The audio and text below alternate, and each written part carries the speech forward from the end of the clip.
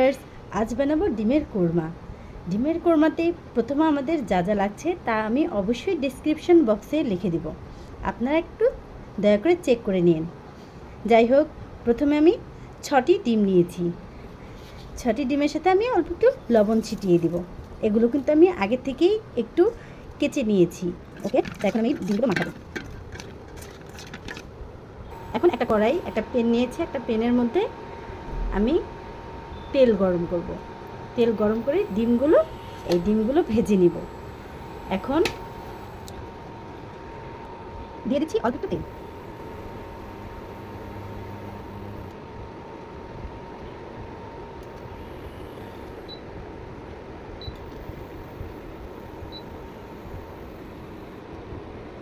তেলের মধ্যে দেখতেছি তেলটা গরম হয়ে গিয়েছে।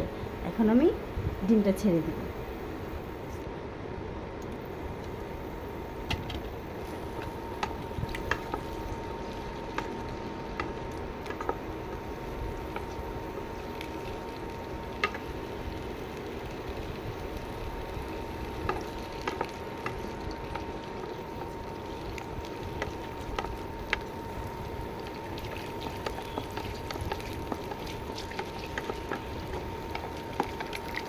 ডিমগুলো হালকা ভাজা হয়ে গিয়েছে। এখন আমি এগুলো এক এক করে তুলে ফেলব। এক এক করে এগুলো তুলে ফেলেছি। আমাদের হালকা ভাজা লাগবে, তাহলে খেতে খুবই মজা লাগবে। আমার ডিমের কোরমাটা সাজিদ, সোয়াদ আমার 2 ছেলেই অনেক পছন্দ করে। এখন আমার হাজব্যান্ডও অনেক পছন্দ করে। এখন আমি এর মধ্যে একটু ঘি দিয়ে দিব। আর এখন একটু পেঁয়াজ দিয়ে দিলাম, অল্প একটু ঘি।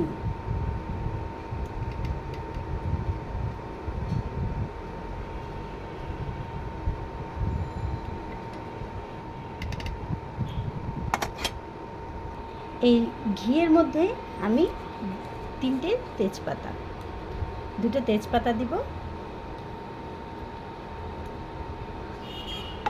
আপনারা চাইলে এখানে গোটা মশলা, এলাচ বা লং, দারচিনি, এই 3টা মশলা দিতে পারেন, কিন্তু আমি এগুলো গুঁড়োটা দিব। কারণ আমার বাসার মানুষ আবার আস্তটা দাঁতে বাজলেই তাদের সমস্যা, এজন্য তাদের আমি গুঁড়ো করেই আমি খাওয়াই। আপনারা চাইলে আস্তও দিতে পারেন। যেহেতু আমি গুঁড়ো করে দিব, তাহলে আমার ওগুলো এখন আমি দিব না। আমি আগে পেঁয়াজটা দিব। পেঁয়াজটা ভালোভাবে যেন ভেজে নিব, বাদামগুলো। পেঁয়াজ কিন্তু আমি এতটুকু একদম অল্প দিয়েছি, কারণ পেঁয়াজ বাটা দিব। পেঁয়াজ বাটাটা দিলে এটার থিকনেসটা অনেক ভালো হয়, এই কারণে আমি পেঁয়াজ বাটা দিব। পেঁয়াজ অল্প দিয়েছি, এটা হালকা একটু বেরেস্তা করে নিলে তাহলে খেতে একটু অনেক মজা লাগে।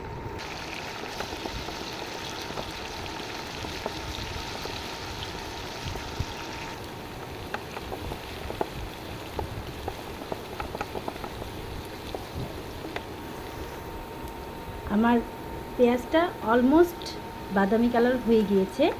এখন আমি এটার মধ্যে আমি দিয়ে দিব পেঁয়াজ বাটা। পেঁয়াজ বাটা আপনারা দিবেন 1 কাপ।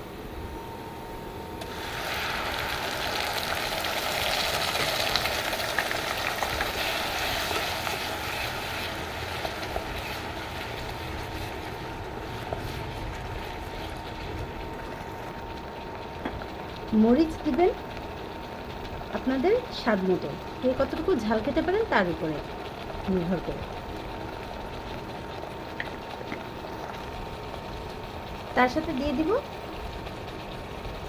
জিরে গুঁড়ো। জিরে গুঁড়ো দিব 1 চা চামচ।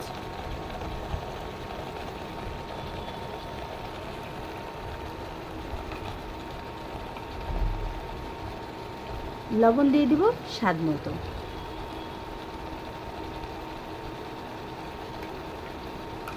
এগুলোকে ভালোভাবে মিশাবো।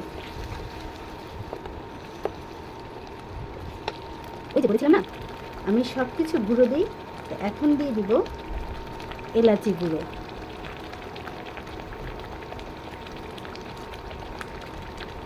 লং গুঁড়ো, এলাচি গুঁড়ো দিয়েছি 5 থেকে 6টি, আর 5 থেকে 6টি না দিলেও হবে। এলাচিগুলো মানে যদি ভালো এলাচ থাকে তাহলে সেখানে আপনার 3 থেকে 4টি দিলেই হবে। লং দিয়েছি 3 থেকে 4টি। এখন দিয়ে দিব দারচিনি গুঁড়ো।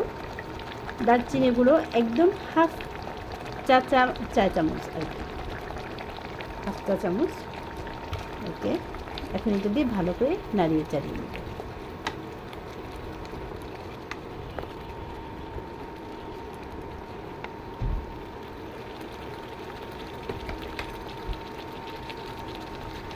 আদা বাটা দিব হাফ চা চামচ।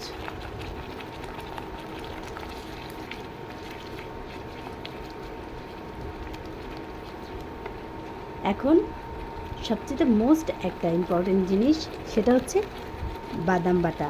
এই বাদাম বাটাটা দিলেই আপনাদের যে কোরমাটা সেটার ফ্লেভার হোক আর যেটার মানে অ্যারোমাটা অনেক অনেক অনেক টেস্ট এটার বেড়ে যাবে। এটাই হচ্ছে মেইন এটার।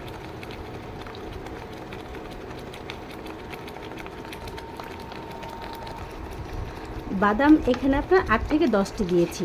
এখানে কাজু বাদাম রয়েছে আর হচ্ছে কাঠবাদাম রয়েছে। এই কাঠবাদাম আর কাজু বাদাম মিলে 10টি কাঠবাদাম ও কাজু বাদাম ব্লেন্ড করেই আপনারা দিয়ে দিতে পারেন। এখানে আপনারা চাইলে চীনাবাদামও ব্যবহার করতে পারেন, কিন্তু চীনাবাদামটা ভালো মতো যাতে কষানো হয়, নাহলে চীনাবাদামে না হালকা একটা মানে যেটা তেতো তেতো একটা ভাব থাকে সেটা চলে যাবে। আর চীনাবাদামের খোসাটাও ফেলে নেবেন সুন্দর মতো। চীনাবাদাম কিছুক্ষণ ভিজিয়ে রেখে ওটা খোসা আস্তে করে একটু চাপ দিলেই খুলে যায়। এখন এটা ঢেকে দিব। 5 মিনিট পরে এটা ঢাকনাটা আমি খুলে নাড়াচাড়া দিব। মাঝখানে আবার আমি নেড়ে দিব যাতে নিচে লেগে না যায়।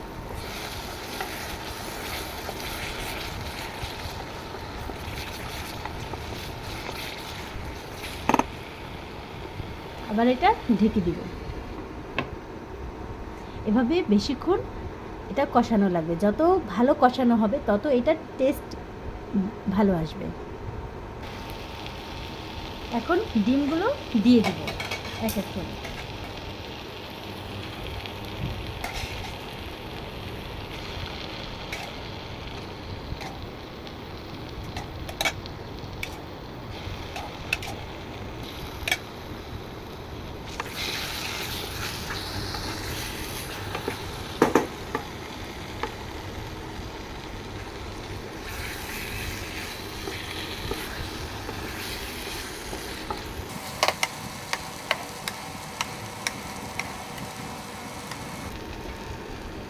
এখন একটু ঢেকে রাখবো আর 2 মিনিট। 2 মিনিট হয়ে গিয়েছে। এখন আমি এটার মধ্যে আগের থেকে দুধ করে রেখেছি, দুধ দিয়ে দিব। দুধ এগুলো আমি ফুটাই নিই, কারণ চুলাতে দিলে এমনি এমনি এটা ফুটবে। এই জন্য আমি না ফুটে শুধু নর্মালি রেখে দিয়েছি। দিয়ে দিয়েছি দুধ, 1 পোয়া দুধের মতো দিয়েছি আর কি। এখানে 1 পোয়া দুধ আছে।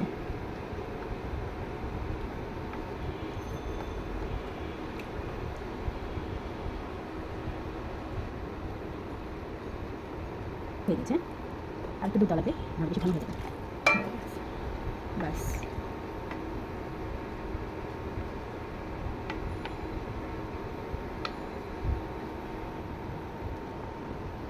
এখন 4-5টা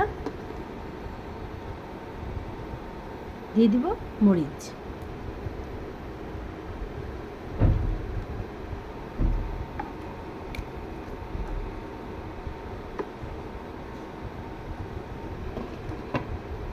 আসছি 10 মিনিট পর।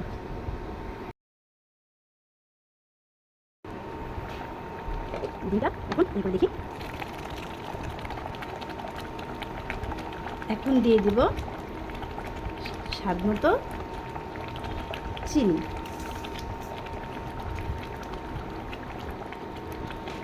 আমি এখানে মিষ্টি ব্যবহার করলাম, কারণ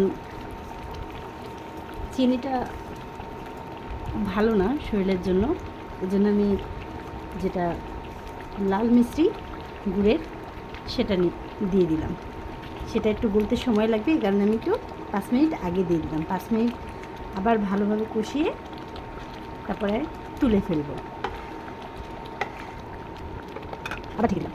এটা আস্তে ধীরে হবে। এইটা বেশি ঘন করা যাবে না, যত পাতলাটাই একটু রাখতে হবে, কারণ এটা ঠান্ডা হলে আবার ঘন হয়ে যাবে। এখন আমি দিয়ে দেব সামান্য একটু বেরেস্তা।